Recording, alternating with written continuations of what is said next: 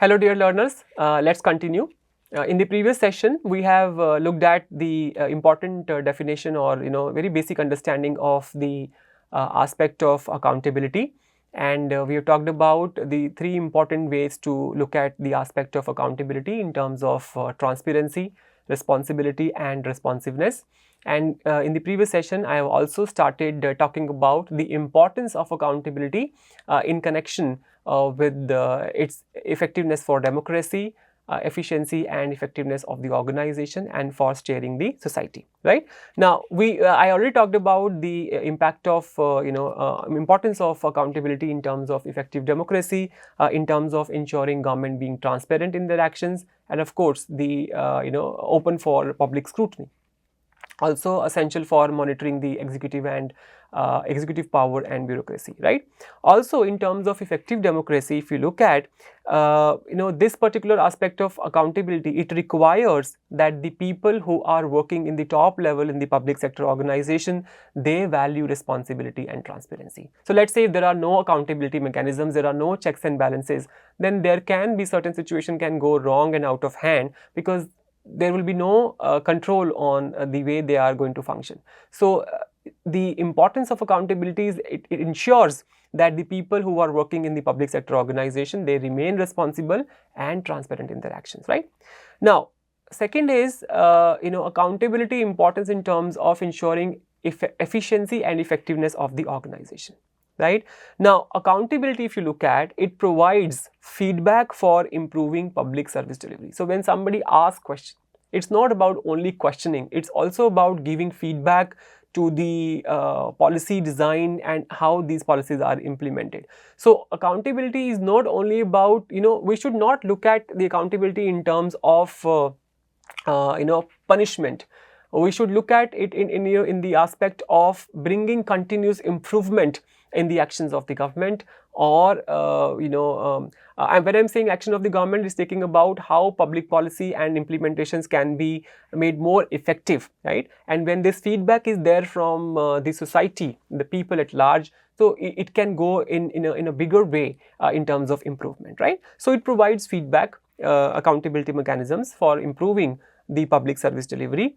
Also, it helps to identify inefficiencies or if there are some kind of design flaws in the program. So until or unless you do it, you try to implement it and people started experiencing those public policies and the programs or receiving the benefits, will not be able to know about what is wrong. And then hence, when this particular feedback is there, there should also be aspects of bringing more and more improvement, right? And this is basically been taken care of very well in terms of if you look at the actions of the government, our government, my government platform, I would say is one of the way where the citizens can go and provide the feedback about the policy drafts, and they can have their say and can also tell the government about their expression of what they feel and think about the government plan. Also, this is one way of telling the government how citizens can also contribute towards the development of the nation, right? So it helps in identification of inefficiencies in systems or design flaws and so and so. Also, when we talk about accountability, it also ensures the cost effectiveness and the quality of the services being provided. So the efficiency and effectiveness are two important considerations we need to look into. When we talk about the aspect of efficiency and public service delivery, at what cost the public policy programs, the government organizations, they are letting these policies being taken benefited by the public, right? So cost effectiveness is an important factor, I would say, aspect in relation to the public service delivery, right? Because it also leads to the aspect of affordability and so on and so forth, and of course qualities of services. Efficiency versus effectiveness means that how in terms of responsiveness government is taking care of and responding to the needs of the people by providing them public service. That's the aspect of effectiveness. But what is the cost associated with that particular program is more to do with the efficiency, because it is directly related to the aspect of quality of the services, right? And also, when we talk about the accountability mechanisms, it also supports better financial decisions through tools like cost benefit analysis, right? So when we do have the accountability mechanism in such a way that takes care of the cost benefit analysis of the process, it will further enhance the efficiency and effectiveness of the organizations. And finally, in terms of importance for steering the society, this particular aspect facilitates learning from the success and failures of the government policies and the programs, right? So because we need to see how these can be further improved when talking about the the public policy programs or anything that is being done by the government for the benefit of the society. So we need to look into how to further enhance the overall improvement in those programs, right? As I have just mentioned, that the idea of accountability is not to hold accountable only people saying that okay, they are wrongdoers or they have not done something good. It's also to do with bringing in more improvement, right? And not to, of course, if there are certain kind of misconducts being done, of course those have to be handled as per the rules and regulations set forth by the law. But if this is basically the chance of improvement in terms of making it a better, so there should be the aspect of feedback, learning from the various programs should be taken into consideration, so that the focus can be on the further enhancing the improvement in the programs, right? So this particular accountability mechanism is an ongoing process, right? It's never ending process. Something is being done and there is a continuous feedback pushed into the system, right, in the policy making process, so that the further enhancement can be done. And also accountability enhances the long term policy planning and of course the effective governance. So thing is, when we talk about the accountability, as we have just mentioned in the previous session also, it is more to do with the aspect of governance, right? Governing the activities of the government and public organizations, right? And there is a flexibility being given to the people outside, because they are the one who have decided in terms of the public political authority who is going to act on their behalf, their representatives. So it is very, very important that they are involved in the process of governance, right? So it's not only about people asking questions. There are agencies outside.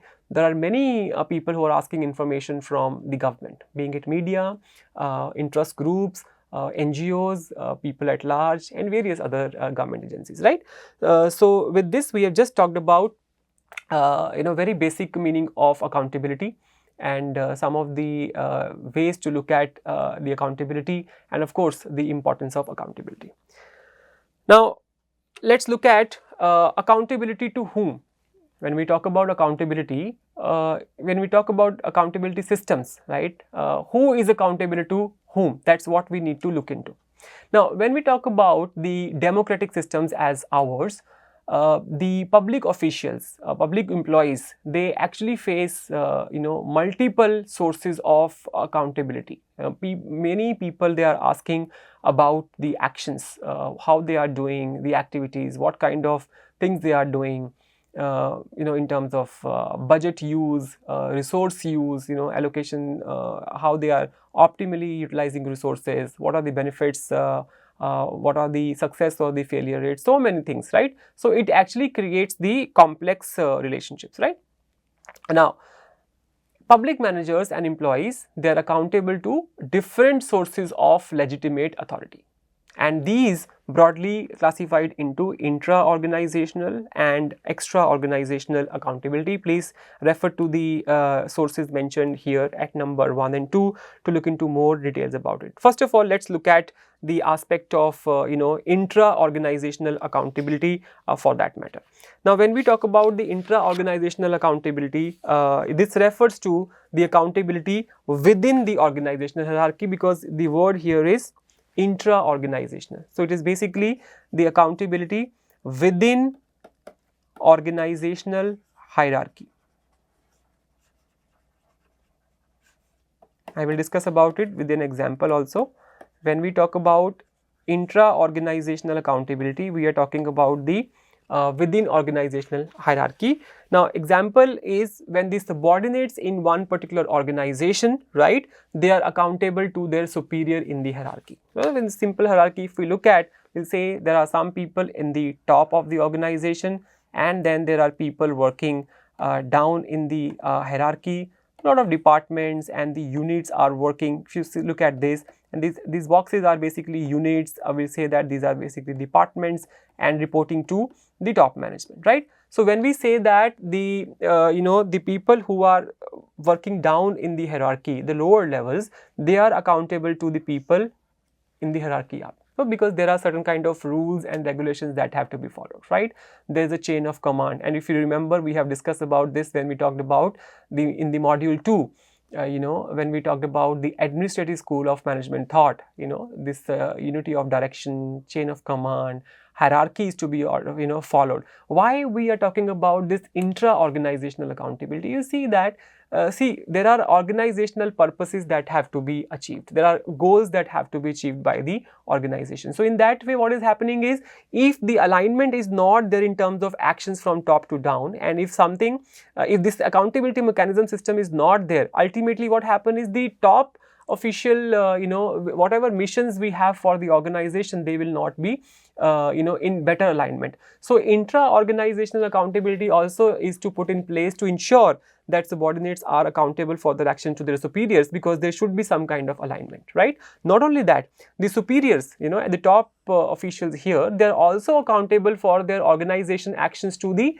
ministers, right? That's also the hierarchical system, and also they are held accountable to the legislature, right? So this is basically the the aspect of intra-organizational accountability. Now, when we look at the the aspect of extra-organizational, see, intra was within. So when we talk about the extra-organizational accountability, this involves the external accountability mechanism. So there is an agency which looks after the accountability mechanisms within the organization by follow the hierarchy and being accountable to the higher up officials in the hierarchy within. When we talk about extra-organizational accountability, it talks about the accountability outside the organizational boundary, right? Now, let's look at what kind of, the extra-organizational accountability could be there. There could be judicial accountability, right? The judiciary can actually held accountable, public officials or agencies accountable, right?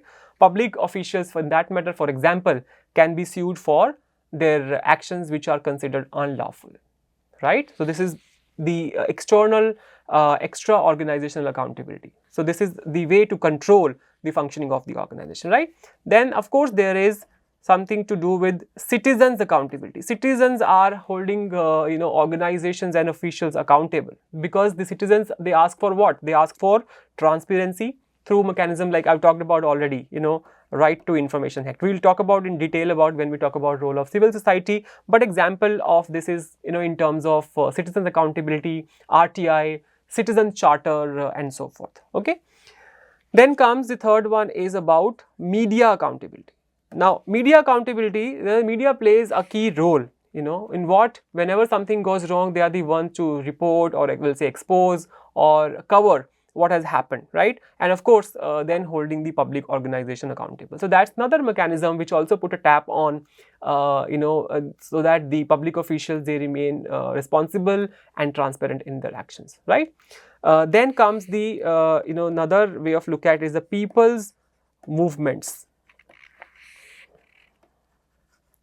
Now, grassroots movements, right? We've talked about various cases in the context of India, where the group of people who have grassroots presence, and then they have the influence, right? They actually influence the policy and of course ensure the public organizations, they remain accountable, right? So we'll talk about the this particular case when we talk about role of civil society in terms of understanding people's movement and as extra organizational accountability mechanisms, right?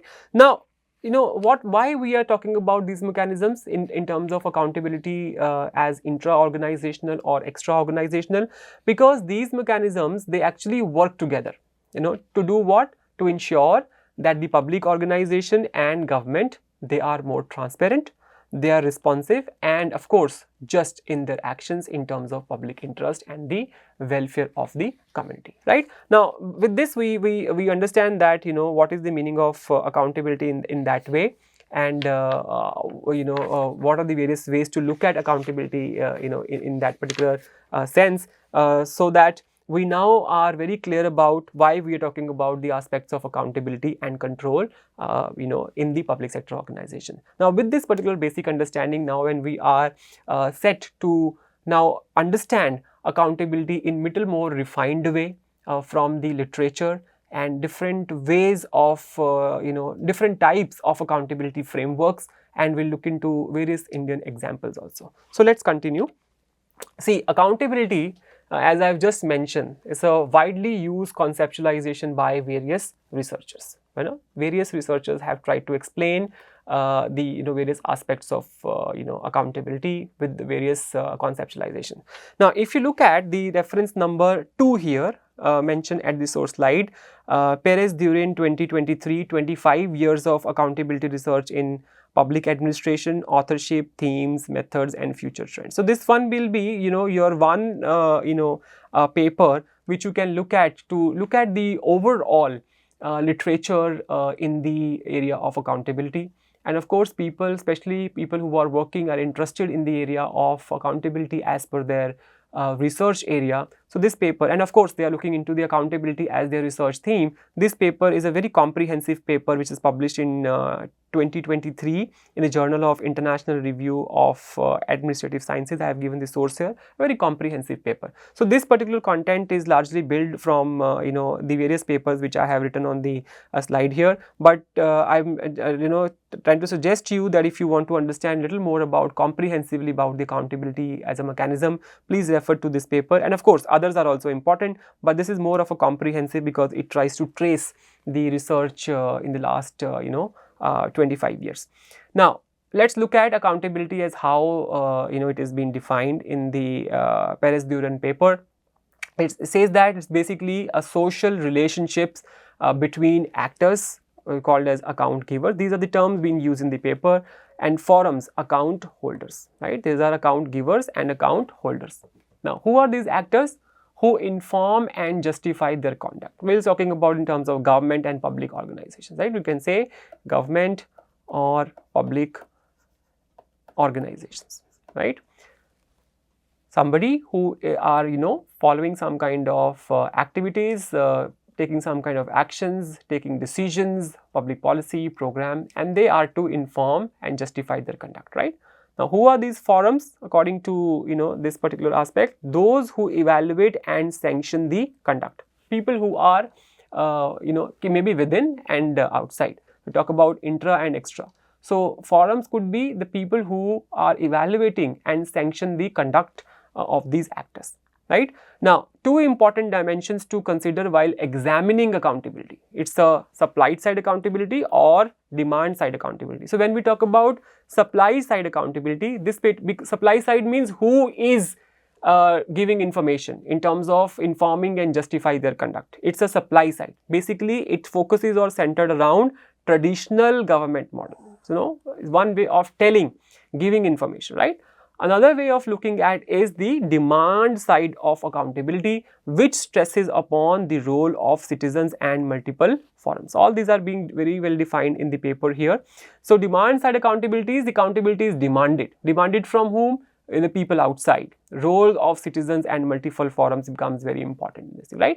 Now, looking at this particular conceptualization or the way it has been understood, the paper talked about various types of accountability. The interactions between these two types leads to various types of accountability, being vertical, horizontal, hybrid, and social. So we will try to look at this in terms of the meaning, and I will give you some kind of Indian examples to look into what is the meaning of vertical, horizontal, hybrid, and social accountability, right? Now, with this, I am not saying that these are the only accountability types which are there. There are many others also, but we are covering in this module these many only, and as you read more and more about it, you will get to know about more accountability types from the literature, right? Let's first of all look into the aspect of vertical accountability as been mentioned in the paper here. It says that the extent, please note the definition here, the extent to which different governments, bodies and agents, they respond to accountability demands within their hierarchical structures. We already talked about, when we talked about the intra organizational accountability. We already talked about the aspect of, accountable to the people higher up in the hierarchy, vertical accountability, right?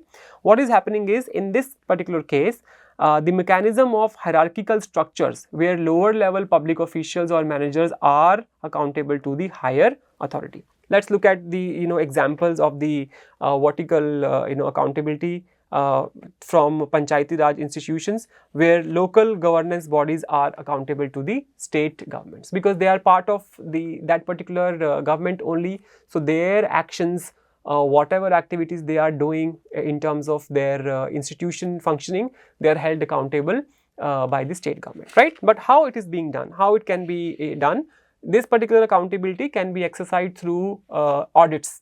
Whatever activities this institution is doing, the reports can be audited. There can also be inspections and, of course, reporting of the mechanisms, right? For example, if you look at the CAG, Comptroller and Auditor Journal, they regularly audits the reports of various institutions to ensure the proper use of public funds and, of course, the policy implementation, right? So this is an example. This is only one example. There could be many more examples. For example, public sector organization, if you look at. So let's say people reporting to MD. So departments are actually accountable for their actions to the reporting authority within their hierarchy, and then those people are also responsible to the government. So vertical accountability is within the hierarchical structure, where lower level employees are accountable for their actions to the higher levels in the organization, right? So this is one example. There could be many other examples which you can think of in terms of understanding the vertical accountability in the public sector organization context, right? Next come the aspect of horizontal accountability. Now, in terms of vertical accountability, we've seen that there is a difference between people at the lower level and people at the higher level. But when we talk about the aspect of horizontal accountability in this particularly involves ensuring accountability through independent bodies. So there is not a vertical hierarchical structure here. There are independent bodies outside, right, such as oversight agency, or we can say civil society. So these particular institutions or the bodies or the agencies or civil society, they involve in ensuring the accountability, asking for the information. So as it is mentioned in the paper, if you look at, it says that instead of superiors and subordinates, when we talk about vertical accountability, that's the case of vertical accountability. So in this case, instead of superiors and subordinates, this particular accountability, horizontal, what it includes the citizens' participation, the interest groups, and of course the community which get affected as the part of the accountability relationship. So these are the agencies, oversight agencies, with the independent agencies which can hold the government and the public organization accountable for their actions. Let's look at an example in Indian system. In India, the institutions ensuring accountability includes the ombudsman system such as Lokpal and Lokayukts, right? Auditor journals, for example, CAG, we talked about the Comptroller and the Auditor General, or of course the anti-corruption bureaus such as Central Vigilance Commission. So they are the the independent bodies. Could say that oversight agencies, or also the courts can also are very important factors here, where they can also ask the organizations about their actions, right? So if you look at the example of CVC in this case, we'll say that how it ensures the horizontal accountability. It ensures it through the checks and balances among various branches and the departments, basically focusing on prevention is corrupted and to promote the transparency in the organizational functioning, right? So it is crucial because these kind of the bodies, when they are present, where there is no vertical hierarchy there, this also is another way of ensuring accountability from the public organizations as well as the government, right? So these are the independent bodies. Please make a note and distinction here that these are the independent bodies. There are no vertical structure involved. There is no hierarchy there. I am repeating time and again because so that you get it right. Difference between horizontal and vertical accountability. Horizontal accountability, independent agencies, right? so which cannot be influenced by that kind of a vertical hierarchical structure, right? So this is another way of looking at the accountability, right? Third is hybrid accountability. Now, as the name indicates, hybrid accountability, we say that accountability that incorporates the dynamics derived from multiple accountabilities from multi-level and multi-actors perspective. This is the definition. But how this particular accountability, came into existence, came into being, that's also we need to understand.